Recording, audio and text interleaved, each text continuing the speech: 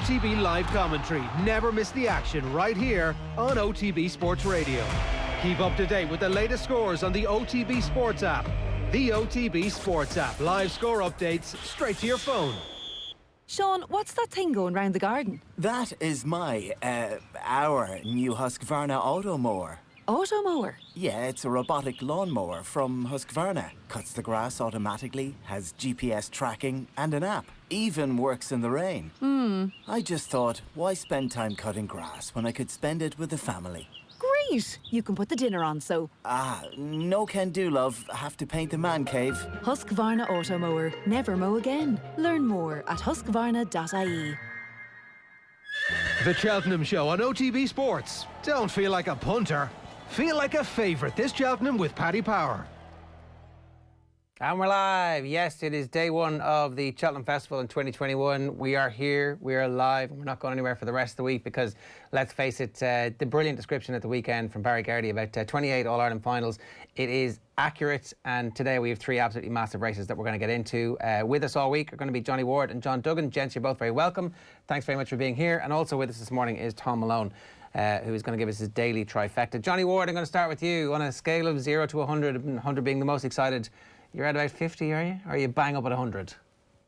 I'm certainly not at 100. You can't be Ger. I mean, this time last year and this time any year, JD and I, for example, will be in Cheltenham. We'd be there early in the morning. The press room would be absolutely flying it. We'd be availing of all the free food and wondering why Irish racecourses couldn't provide us with as much free food as Cheltenham. But ultimately, we'd be, part of the buzz, and we would head out to the back of the stand for that first race. And the roar as they go to the tape for the Supreme Novice Hurdle is, to me, one of the most iconic moments in sport for somebody who's into racing. That's not there, but the horses are, so we have to be as excited. I'd say I'm somewhere in the region of 50%. There you go. Bang on. I predicted 50. There you go. Tom, you're going to tell us that they faked that roar, are you? Someone told me to do fake the roar, but no, I don't think so. But I did. I showed you. Someone did show me how they literally make the jumping noise, which I really felt like was bursting your bubble that day when we were talking about it. But it's no, I think it is a real roar. It is a real roar. Someone on Twitter, we made that after I told everyone about the fake hoof noise. Someone on Twitter was adamant that they faked the roar, but I think it's real. Yeah, well, I mean, they're going to be faking it today, and it'll be interesting to see what that does actually sound like when we're watching it. John, what's your excitement level at? 75%, lads. I'm pretty cool about it. I get nervous every year at Cheltenham. The punches come every half an hour for 4 days, and sometimes you're loving the punches and sometimes you're hating them. But no, this is even last night I still felt it feels very strange being in Ireland for this. Probably since I was a student was the last time that I was in this position. But look, like Tom and Johnny, I think once we get into it, and hopefully we'll have some great stories today. Rachel Blackmore being the key one, but no, like a championship race will always get me going. So I'm at 75, and I expect I'll be about 90 by 1 o'clock. What's the quality of the spread like in Cheltenham, Johnny? What was it that has you so wistfully? The first thing that you reached for was the quality of the free food. It must have been pretty amazing.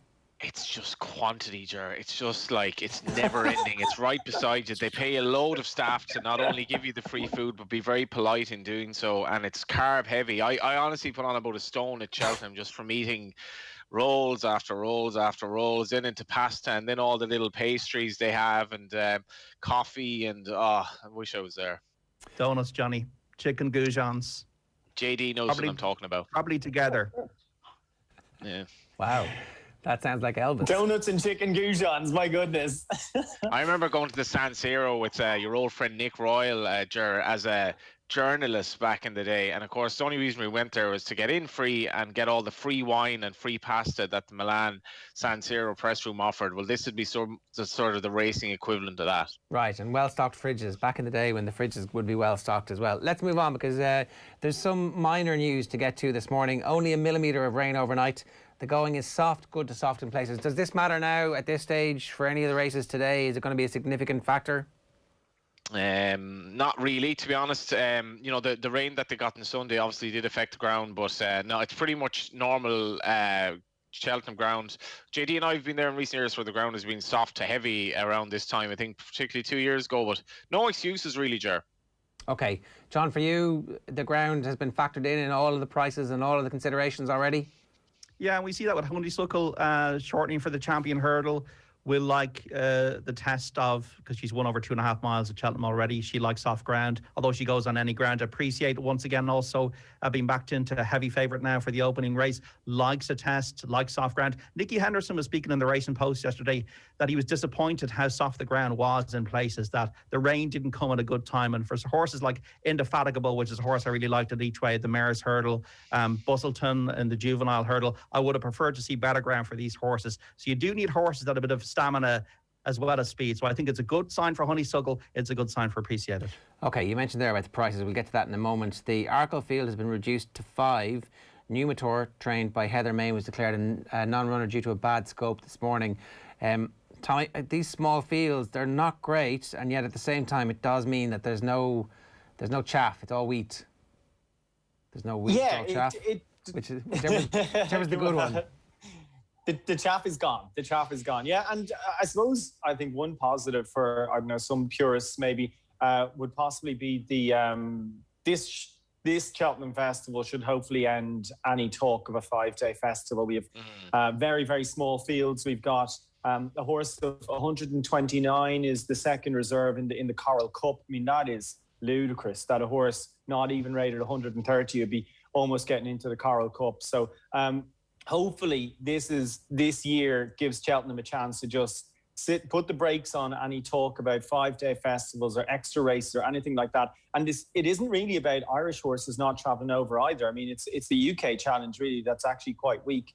I mean, you look, I think there's only 12 UK runners across those 3 Grade 1s, the Supreme, the Arkle and the Champion Hurdle. So it looks like Irish yards are very much holding up their end of the bargain. And like I say, very small fields.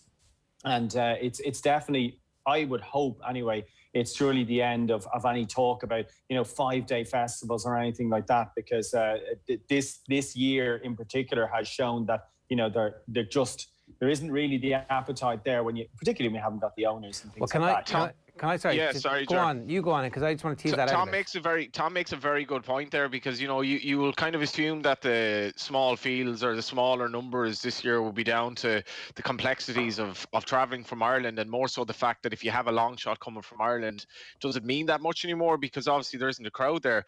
But he strikes at the heart of the issue there, which is the problems facing British racing. The spread on Irish winners. Now we have a spread of Irish superiority over the British. This should not be the case. Britain basically used to win 2/3 of the race or thereabouts.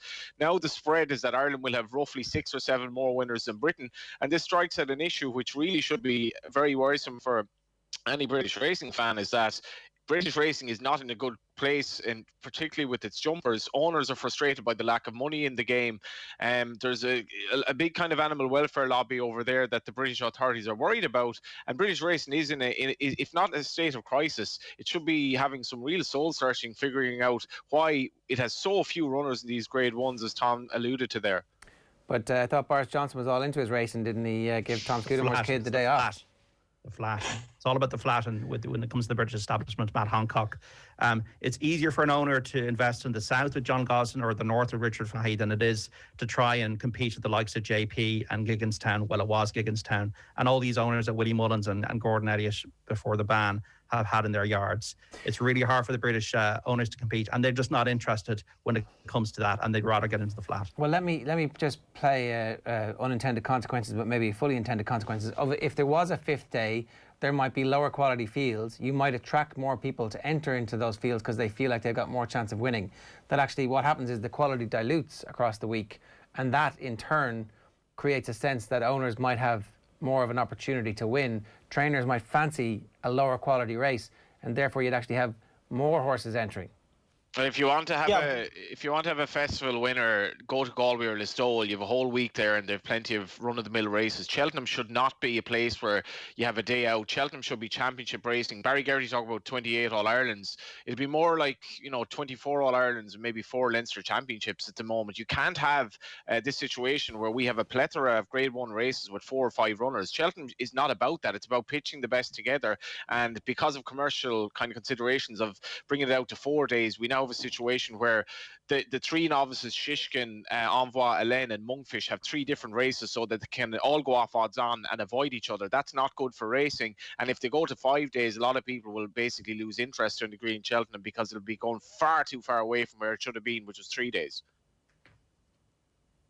Tommy? Yeah, and to follow in, Johnny, on that as well, the grade ones have to stack up as grade ones. Like, there is a passion committee that, have to, these things can't, like, that's the thing about Cheltenham. They get grade one status and it's allowed, but you end up with kind of grade inflation and handicap mark inflation in horses as well when you're such a plethora of grade ones. And the people that lose out on this are the fans. That's who lose out. We're not going to get to see MVLN take on Monkfish until this time next year. They're going to avoid each other right throughout the novice hurdle career. They can avoid each other right throughout their novice chase career. And then we're probably not going to get to see them take each other on until perhaps maybe the Dublin Racing Festival next year, possibly. But obviously MVLN skipped the Dublin Racing Festival this year. And then you're talking about a Gold Cup next year. So it's a problem, like I say, not just for Cheltenham, but probably for the National Hunt programme itself, and certainly something that does need to be looked at.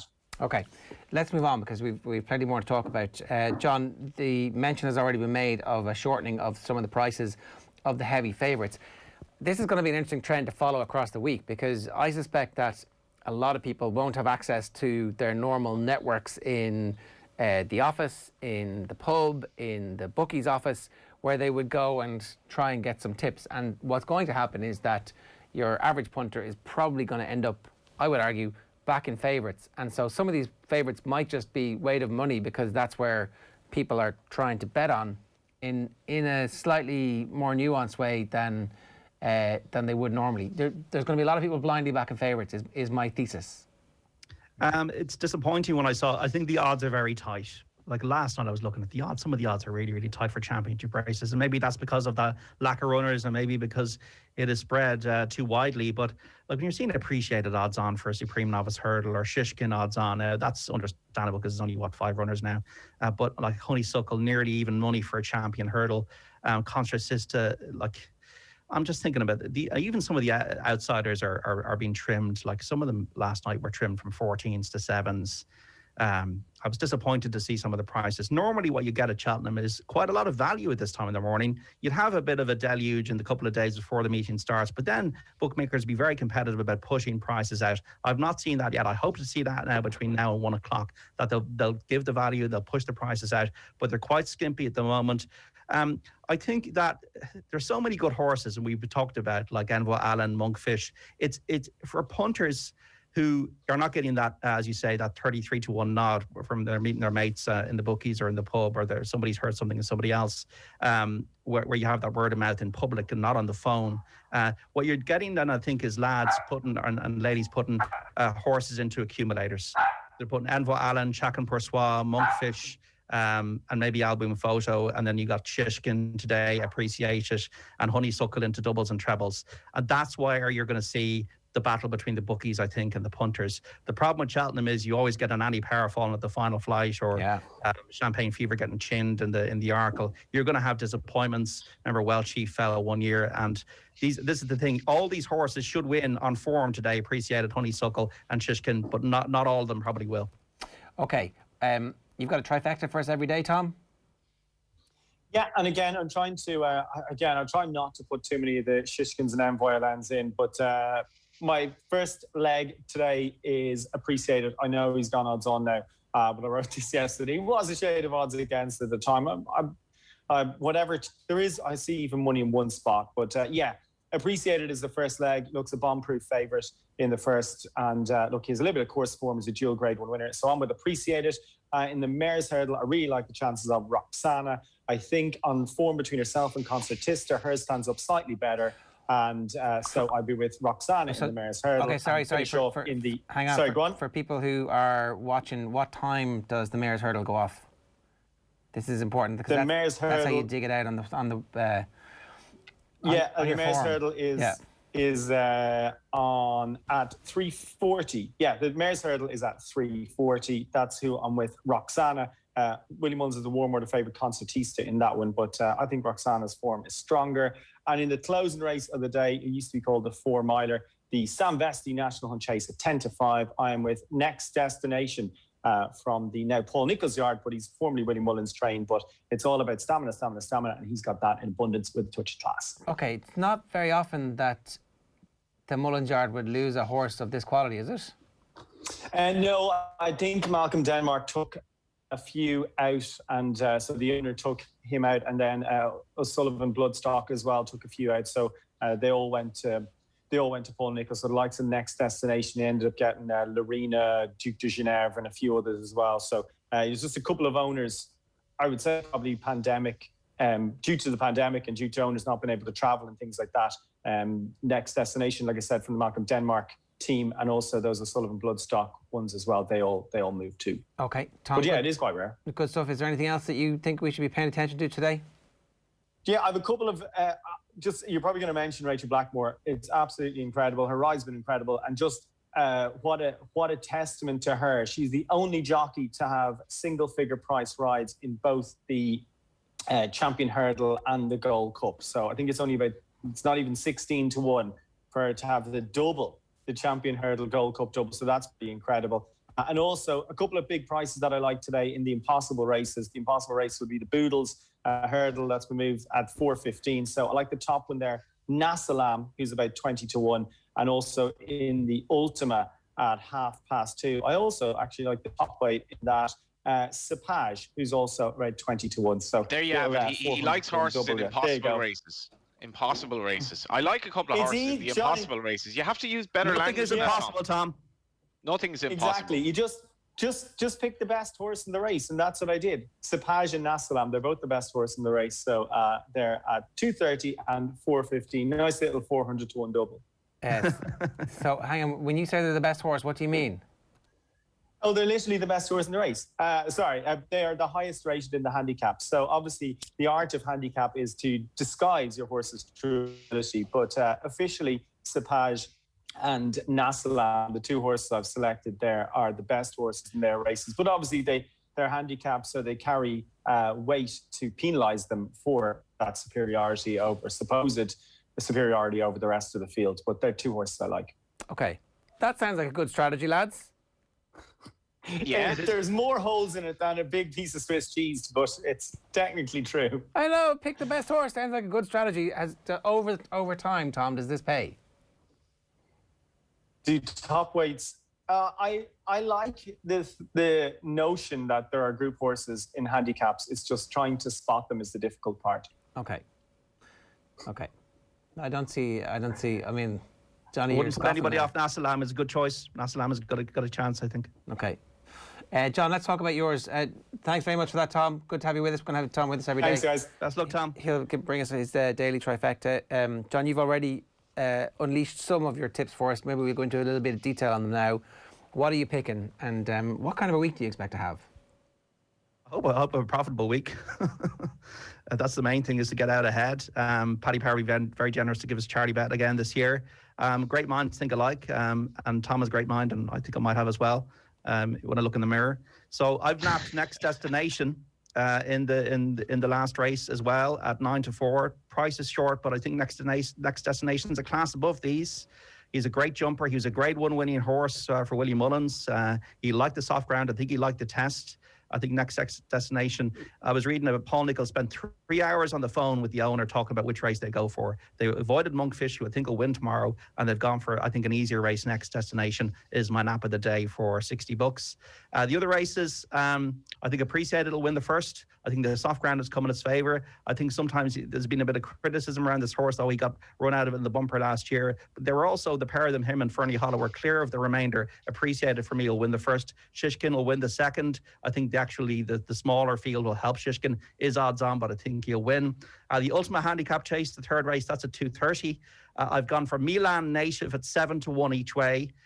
This is for now trained by Denise Foster with Gordon Elliott undergoing the ban. Milan native. I watched all of the races from last week. Every single one of them. One of the horses I was most impressed by was Milan native, who won the Kim Muir chase over 3 miles, 2 furlongs. Travelled pretty well, jumped very well, and stayed on strongly with softer ground today. The horse has been named to the Grand National, has had a wind operation. I think Milan native at 7-1 is a good each way bet for a horses for courses horse in the 230. Champion hurdle, I'm going for Honeysuckle. I think Rachel can do it.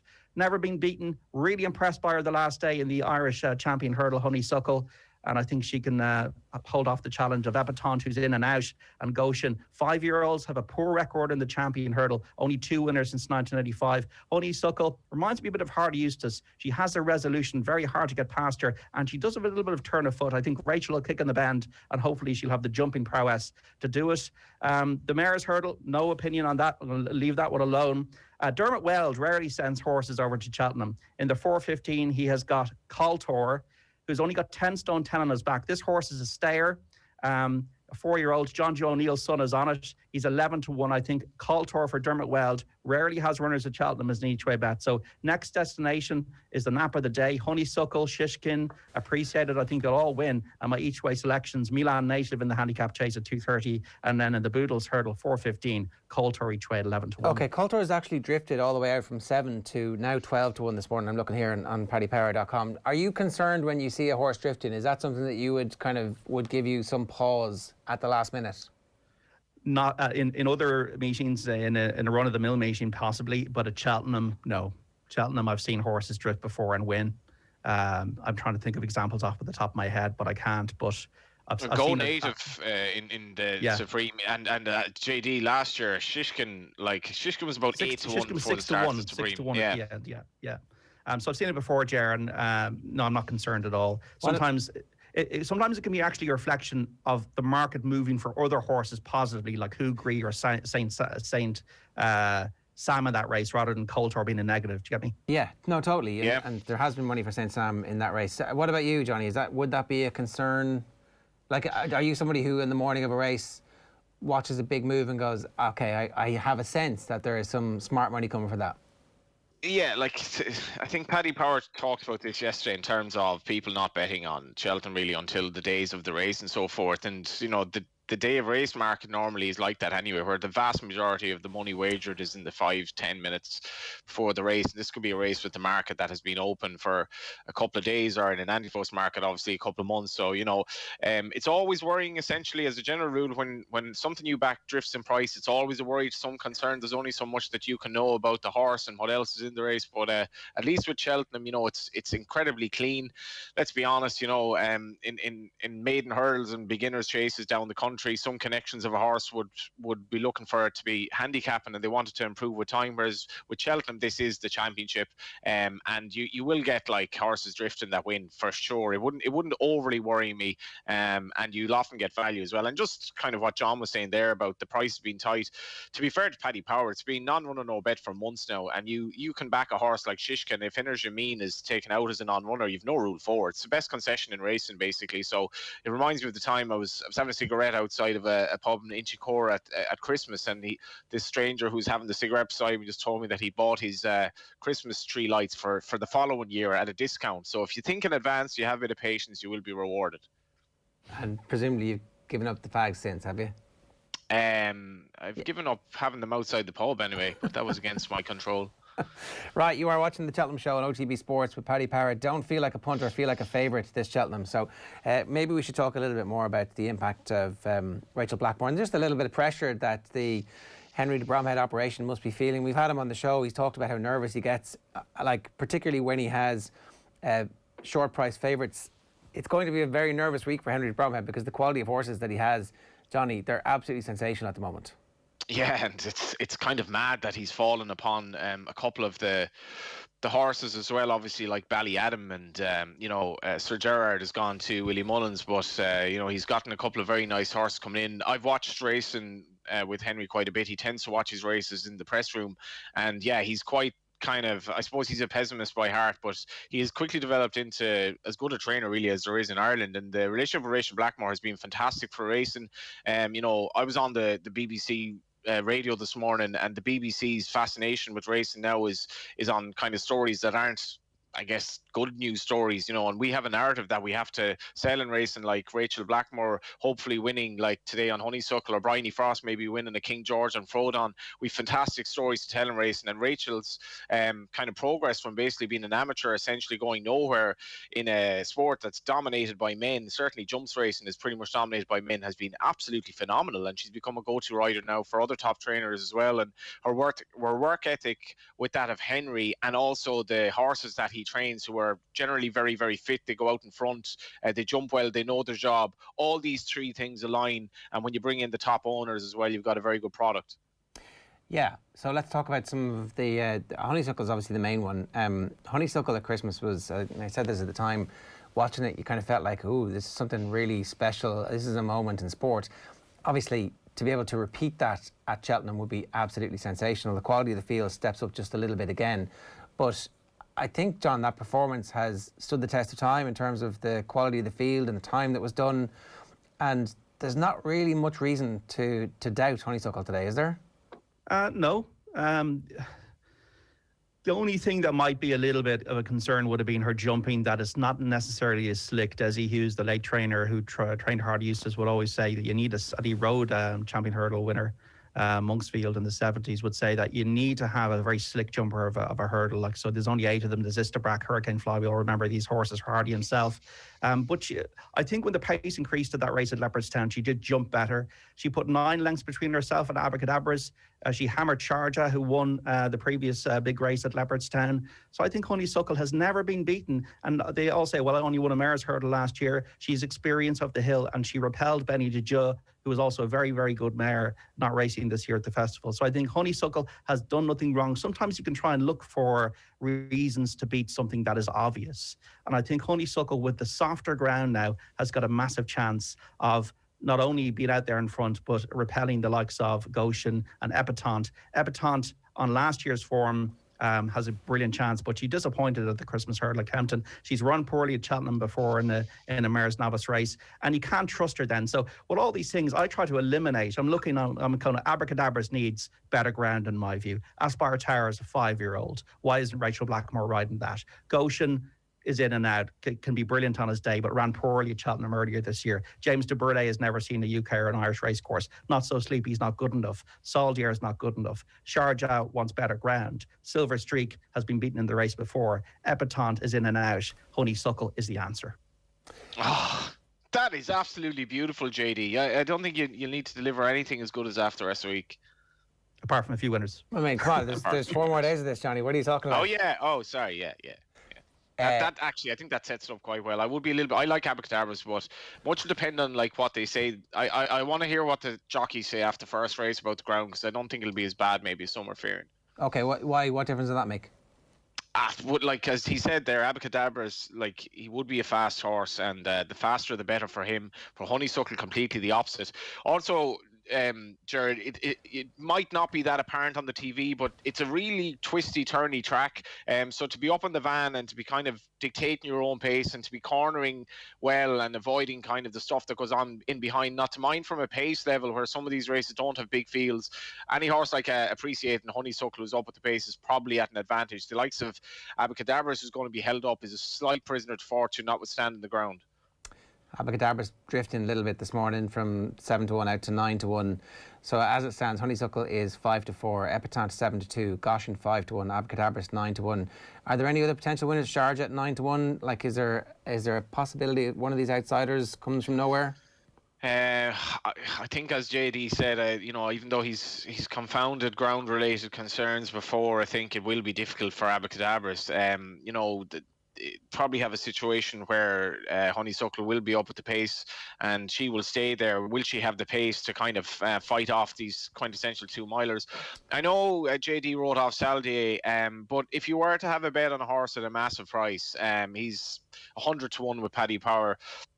You know, he was a very good 4-year-old hurdler. He's had a checkered career in terms of injuries. If he could bounce back to the form, which he could have well beaten Espoir de Lens in 2018, reappeared to beat Petit Mouchoir in 2019, his comeback run wasn't that bad. Now, his last run was certainly a massive step in the wrong direction. But off a mark for 156, they could have run him in a handicap and exploited what's an interesting mark. And he's going to the champion hurdle, which is quite interesting. And I could see him outrun his odds at 100-1 and possibly sneak into the first 4 with Paddy Power for a fifth of the odds, which would be a 20-1 winner if you could get it. Yeah, I just took Saldier out of my 10 to follow, so we'll see how that pans out in that competition. That's for Friday, though. Don't worry, I won't mention it here. It is nearly 11 o'clock this morning. We'd love to hear from you. 0879 180 180. It's the phony war before the first day at Cheltenham, before all the information and the markers about who's gone well and what the pace is like on the ground and what the whispers are like from the track as well. So if you've got any and you've any specific questions that you want to ask either John Duggan or Johnny Ward, then get them into us now. The two lads are going to stay with us for the rest of the show. Paddy Power is going to be along with us next. This Cheltenham, don't feel like a punter, feel like a favourite. It's the Cheltenham Festival, the biggest week in jump racing, and what a day of action we have in store for you today. And you can really feel the excitement in the air. And here's the Cheltenham favourite, number 4, definitely punching. And you can see why, Gina. He hasn't got the most attractive head. He's a leggy sort with a robotic stride, but he has an impressive turn of foot for his size. He must be 20 hands at least. He's moved stables a lot, but he's in form at home. Just loves the big occasion. Jumps for fun. Featurette stud, Gina? Not sure, Matt. Unlikely to be wanted for breeding. It's nearly time. Worthy favourite, Matt? Definitely the favourite, Gina. He's prepared, he'll stay all day. Even the Irish will back this English banker. This Cheltenham, don't feel like a punter, feel like a favourite, with great offers on the Paddy Power app. Paddy Power, feel like a favourite. Right, let's say hello and good morning to Paddy Power. This is the Tuesday of Cheltenham. Paddy, how are you getting on? I'm doing great, Ger. How you going? Yeah, good. Any significant market moves this morning that are making you go, what's going on there? Jesus, where do you start? It's like it's been very busy this morning with regards to some of the favourites shortening up. So Appreciate it's now odds on the very first race. It's 5 to 6. Honeysuckle is the main one on the champion hurdle. Like, wow, I mean, the vibes out of Tremor and Waterford must be very, very strong, because Honeysuckle was probably around 7 to 4, 2 to 1 yesterday. It's into 5 to 4 now, and it's just been like relentless, the amount of the cash coming for Honeysuckle. It seems like people are really reading into the fact that the ground is a bit softer, and that, you know, that might really, really suit Honeysuckle. So she's going to be the big one of the day, the big talking point of the day, I think, Honeysuckle in the big race. Okay, we've talked a bit about Honeysuckle. We might come back to it and get your thoughts on it in a moment. But let's start with the first race of the day, the first race of the festival. Appreciate it's a very short price for the first race. I don't know what the tradition is, if the favourite always bolts up in races like this, but like it's in everybody's memory that Willie Mullins, there have been Cheltenhams where the first 2 days have been a bit of a bloodbath for them, and then obviously they roar home. You would expect that it's a fairly well-balanced team this year. And I don't know, I'm just a little bit nervous when a horse is this short a price in the first race. Yeah, I would be too. I mean, like, I think there's only 8 runners. I mean, I can't ever remember Supreme Novice Hurdle that had, like, you know, less than 16 kind of runners. You know what I mean? Like, 8 runners is a really small field, which in theory makes it easier, but it is probably the 8 top of the market horses, you know, so there's a bit of quality in there, you know, and I think just there might be an overreaction here. I think Appreciate does look very short to me. Like, might just win, should be in the front, should be doing it, should be straightforward enough. We've seen Ruby Walsh do it many times, and usually in the Rich Ritchie colours from the front in this race, and just kind of dictate the pace and take it up and go and win. But there's some speedy horses behind that could just be queuing up off a decent pace behind Appreciate. So I don't think it's going to be quite as straightforward as the odds suggest. I mean, 100% should be favourite, like as fairly stuffed Ballyadam at Leopardstown, and looks to be better than Blue Lord. Blue Lord probably not 10 times worse than Appreciate. So the price is 10 to 1. So if you're going out just off odds, you'd say, in my view, 5 to 6 odds on is very short, but is the most likely winner. I mean, I'd be thinking, geez, you'd have to be taking it on with something. Yeah. Johnny Ward, what case can you make for anything to take on Appreciate it? I'm same as Paddy. I couldn't get over the price this horse come into this morning. It's got to be ground related, but you probably do need to see what the ground is like in terms of the jockeys. People have different interpretations of the ground, and it's going to be too late because this is the first race. So you're kind of betting on that, but I couldn't have this horse at the price he's at. He was beaten in the Champion Bumper last year. Ballyadam travelled well behind him at the Dublin Race Festival. I think he should narrow the gap, and I definitely respect the British challengers here. I've backed Ireland to win the Presbyterian Cup by at least 7, so I'm cheering on every Irish runner from my heart and my pocket. But I think Soaring Glory was very good in the handicap the last day, and Metier will appreciate the ground, and he's basically beaten all before him in Britain. He's a good horse, and I don't think this is by any means a cakewalk for Appreciated. As has been said to me in the lead up, I still can't forget that he was brushed aside by a horse in the Champion Bumper last year, so he can be beaten. Yeah. How important is the Champion Bumper form, though? Is there not like a massive growth from last year to this year? Is that what people are buying when they're buying that price? Yeah, well, also the horse that beat him, obviously, Fernie Hollow, is injured, so he can't beat him here. But I don't think he's been amazingly good in his hurdle races. When he won at Christmas, Ballyadam wasn't right. The last day he beat him by 3 1/4 lengths, but Ballyadam, Gordon Elliott's horse was just coming back into form, and Ballyadam sort of missed the last on that occasion, and the ground is certainly going to be better today. I still think it'll be more or less right as good soft ground, and it's all about price, sure. I mean, you're backing a horse at odds on, or you're backing each way where you make a profit if your horse finishes in the first 3. I know which one I prefer to be doing. Yeah, and do you have a pick? Yeah, it's Ballyadam. Like, I'm looking at the price here now. 6 to 1. With 6 to 1 with Powers, yeah, and obviously, there's a potential. Don't be afraid to bet on the show as well. It's very, very competitive prices on the show now, and this is a horse that could potentially drift a little bit further because of the concerns about the ground. But Henry de Bromhead, this is his first horse of the acquisition from the Elliott Yards, and I think he's going to run a big, big race. Okay, obviously Henry de Bromhead has 2 runners. Irascible is Rachel Blackmore's mount in that one. John Duggan, what do you think in this race? Appreciated all the way for me, guys. I thought the Mare's Hurdle was much more open than this. Appreciated. I thought was very impressive the last day. I think the ground is in his favour. I think the small field is in his favour. I wouldn't crab that bumper for him. I think Fernie Hollow was a very good winner of the bumper last year, and I appreciate it was a sitting duck for a long way. I think Paul Townend will probably ride quite a patient race. The horse was probably thought of as a long distance horse or a 2.5 mile or 3 miler earlier in his career. That Willie has gone for this, and Willie, once again, you read the comments, seems very happy with him. I can't really see anything against him. I don't think the English horses are good enough. Soaring Glory, the race that he won, the handicap hurdle, can often be a good trial for this race, but I think he prefer better ground. Ballyadam was paddling for me the last day like a horse in a pool in your back garden in the summer. No, appreciate it for me, guys. You have a big old back garden if there's room for a horse in your pool. Well, all these winners are going to pay for it. Okay, let's talk about the Arkle then. Paddy Shiskin into 9 to 4 on. Yeah, it's another one that's very short. But again, there is. I heard Ruby Walsh talking about this race and kind of saying that if you take it out of Cheltenham and you just plonk it, the same runners, the same race, just plonk it into Plumpton or something on a random Wednesday, he reckons Shish going to be much shorter. Now, I'm not sure if that's necessarily true, but there is some merit in that kind of argument. The fact that it's Cheltenham, you're kind of maybe it's top quality stuff there for everything against its top quality. I think Shishkin has looked head and shoulders like a really proper 2 mile chase, like much better than Shishkin looked over hurdles. And last year didn't win the Supreme very impressively, but in a race it was.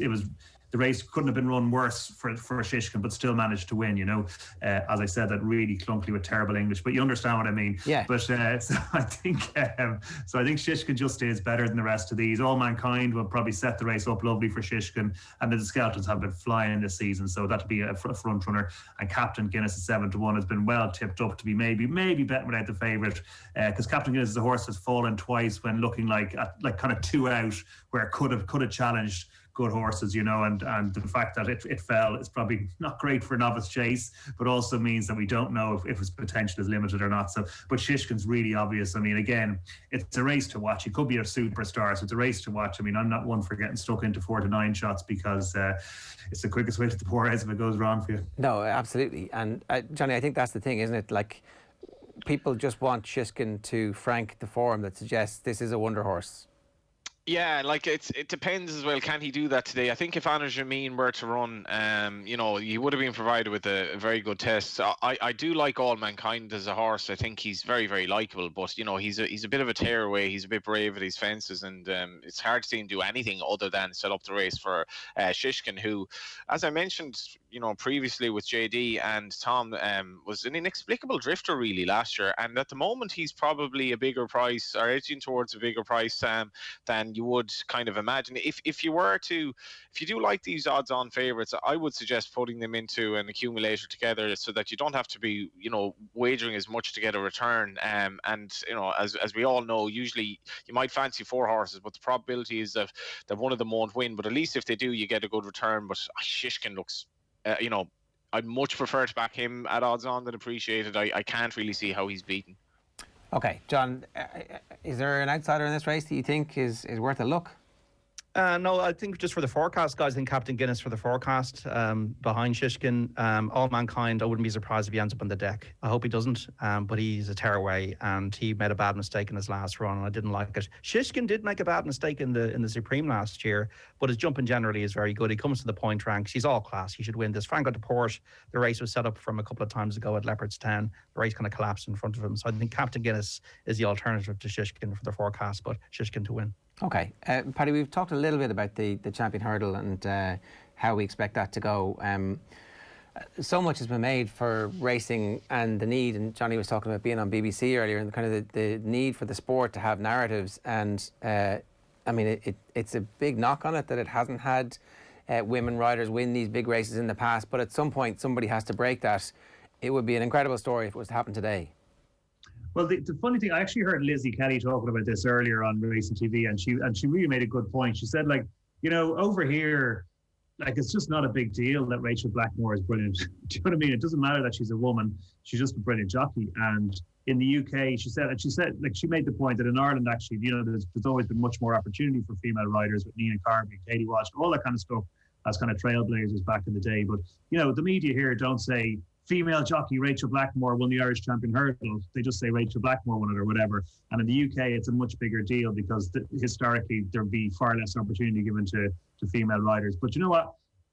You're right, because racing in the UK needs this, and it'll be a front page story over there. Ladies' Day. You can see the headlines already or whatever. And it's great. I know Rachel will probably hate it because she doesn't like being referred to as a female jockey because she considers herself just a brilliant jockey. But for the sport in the UK, yeah, definitely. For the sport in Ireland, I think that we're kind of, I'll say this absolutely up on my high horse. We're a bit above that. We don't need to specify the gender of our great jockeys. Honeysuckle winning was big enough story as well, right? Yeah, 100%. I mean, Honeysuckle winning is like another unbeaten. It's just a great Ireland versus England match. It's the first proper Ireland versus England match of the week, and yeah, she's a horse that the public love. And, Rachel Blackmore and Honeysuckle are a lovely partnership. And, the two of them kind of are as famous as each other, if you like. But, yeah, it's one that the public will get behind. Kind of a fairy tale horse, I think, Honeysuckle. Yeah, and it's those fairy tales, like sport's pretty cruel. Days like today where it's everything's coasting along nicely and then whack, a favourite gets turned over. And this is a longer short price favourite than the other two previous short price favourites that we've talked about. There's real danger to Honeysuckle in this field, I suppose, is what I'm telling people who are watching this for tips today. Yeah, 100%. I mean, that's I couldn't agree more. And I think that, the race kind of sets up. It's a funny one. So you can see Honeysuckle taking it up and leading. Swinging into the straight, like being in front. But you can see maybe 2 or 3 travelling really strongly behind. And then Honeysuckle either braving it out or just getting done. And getting run out of it up the hill, and that's the thing. It's just going to be a race to savour. I just hope everyone gets around. No mad drama in the race. We'll just see who's best, because it is one of those. There's some real quality in there, so it could be just may the best horse win. Johnny, give us your analysis of the other opportunities for her to be turned over. Well, her attitude is absolutely terrific. I think her relationship with Rachel Blackmore is very, very strong at this stage. There's a lot of confidence in the way she rode her at Leopardstown last time. She obviously handles the track very well. She brushed Benny Deju aside last year. You would think this should be a better race. Maybe the doubts about her dropping back to 2 miles have kind of been eroded. The ground will probably be okay for her. The closer we get to the off, I think the better her chance is, but she's very, very short. I mean, she's never run against Epatante before. She's never run against Goshen before. She's probably not met Abacadabras appearing at his best before. So certainly not for me at the prices, as much as you can make a strong case that she will win. Okay, so what do you like in that race? If there is, are you having a bet in that race? Yeah, Abacadabras each way. He's a drifter as well. Again, an awful lot of ground-related price changes this morning, which I'm not sure is actually based entirely on reality. And obviously, in fairness to Epatante, her performance last year might be good enough to win this. She's a far, far bigger price than Honeysuckle, which doesn't really make sense. Yeah. Paddy, what's your That's not to mention Goshen either, by the way, who basically got his career back on track last time and would have been one of the most impressive Triumph Hurdle winners of all time last season, who's still a bit of a blank canvas. So, there are plenty of reasons why she shouldn't win. We've been talking, Paddy, before you came on about the market moves on. So Sharjah's in from 12 to 1 to 9 to 1. Abacadabras is out from 7 to 1 to 9 to 1. How much of this is weight of money coming for Honeysuckle, and therefore that's what the market needs to recalibrate? And how much of it is people fearing that Abacadabras is too short a price and it goes out, and Sharjah's too big a price? What's the mechanics behind that? I think it's mainly like the most significant and maybe the only significant market mover is Honeysuckle just really shortening up, and that's where the weight of money is. So the rest is a bit of a recalibration and just a tinkering around, I guess, with the way the race might plan out. Because when it comes to a big race like this, there's no kind of secret whispers or anything like that. I mean, the form is there to be read, and you're assuming everything's turning up and at its best on the day. And like Johnny said, sometimes things happen. Like last year, Shishkin drifted dramatically, but still won. So the drift was the market was completely wrong in the Supreme Novices. But in this race now, I think the real plunge on Honeysuckle is a kind of a public plunge. It's not like professionals or any of that kind of stuff. Sorry, I'm sure some are backing it, but I'm not saying it's that's the reason why. I think it's just a weight of emotion, a weight of money that's shortening our odds in so much. I expect it to maybe not to drift a huge amount, but I expect it to be spread around a bit before the race actually goes to the off. I agree with Johnny about Epatante. I think Epatante is the one that I'd be having a few quid on. I'm kind of half hoping it keeps drifting, but I don't think it will. I think actually it'll shorten a little bit before the off. Funny thing about her, Paddy, as well, is like this time last year, she was backed off the boards. Like she was one of the plunges of the day. And as much as you spoke about this yesterday, as much as a lot has happened in the market this morning, before the race is where the action can really develop in terms of the betting. Yeah, exactly. Like there's a lot of odds comparison websites. There's one called Odds Checker I check out, and there's a pink and there's a blue. So pink is drifting, blue is being backed, and you can see a huge amount of changes 10 to 15 minutes before a race, before it all settles, like a pint of Guinness, which you'd be hoping you're drinking afterwards in your own house. But that's where you can really see sometimes something. Whoa! I can't believe, John, you have a pool big enough for horses to swim, and you serve draft pints in your house. It's unbelievable. This is the legacy of all these years of being a Cheltenham, Paddy, as you well know. So that's like there's almost like there's two markets. There's the early morning market, and now there's a market between now and 1 or 2 o'clock, and that's where you're going to see other things happen, and you're going to see drifters and your horses backed. I think early markets can sometimes be a lot of other tipsters, ground conditions, but then you sometimes see the professionals going in, and Epatante was an example of that last year. Well, let me just ask you that then, Paddy. I mean, one of the things obviously you guys would have to do is keep an eye on what's happening in the parade ring, where the bookmakers, where the on-course bookies are taking massive bets from individuals who they've decided to take on. That's not going to happen this year, so that source of information isn't there.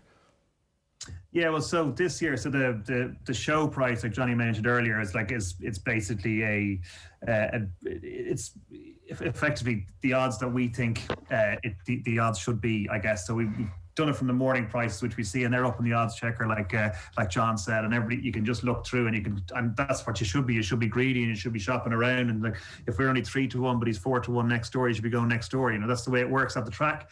That's the way it's always worked, and that's the beauty of a market. But then come the off, the prices do tend to come together. Traditionally, there would be a show price from the track, which would be an average of some of the big bookies at the track, and then that then generates the starting price of the SP. This year it'll be slightly different, but yeah, it settles. It settles, and funny, it's more competitive first thing in the morning, but then you might see some of the short ones if the bookie hasn't got it. Like by that I mean if you haven't taken enough on it, because you want to get a certain amount in on the favourite as well, that you might take a chance just before the off and go a little bit bigger odds. So I'd say just keep an eye on the market. I mean, there's no formula to say, well, if you bet at 11.15 it's when you get your best value. You just have to decide yourself, well, I want to get 4-1 about Epitant, or I want to get 5-4 about Honeysuckle, and if I see it I'm going to take it. And most bookies are offering best odds guaranteed, which means if the horse goes off bigger, you get the bigger as an insurance policy anyway. So, take your chances. All right, it is our daily Cheltenham show here on OTB Sports with Paddy Power. Don't feel like a punter, feel like a favourite. This Cheltenham, our off time is 10:30 every morning. And if you've got any questions for us, 0879 180 180 is the number. Is there anything, any of the other races today that you've got an outsider in that you like the look of, or anything else, Paddy, that you've has caught your eye? A whisper, some information? I want to say some information. This is the typical one. That's the sort of one that I always get sucked in by every year at Cheltenham. There's one that I hadn't even had on my mind, but then this morning I saw something. Oh, that's interesting. And it's Homme Public in the second last race. Now we've kind of missed the odds. The odds have shortened a bit. It's into 11-1, but just there's a bit of back form from ages and ages ago in France, and Hugri is one of the joint favourites, and the two of them ran against each other. There was only a neck between them, but Hugri was 5-1, and Homme Public, because it's 11-1 now, but it was like 14-1. Then me suddenly going, oh, I've never even heard this horse yesterday, but now I really fancy it for some bizarre reason.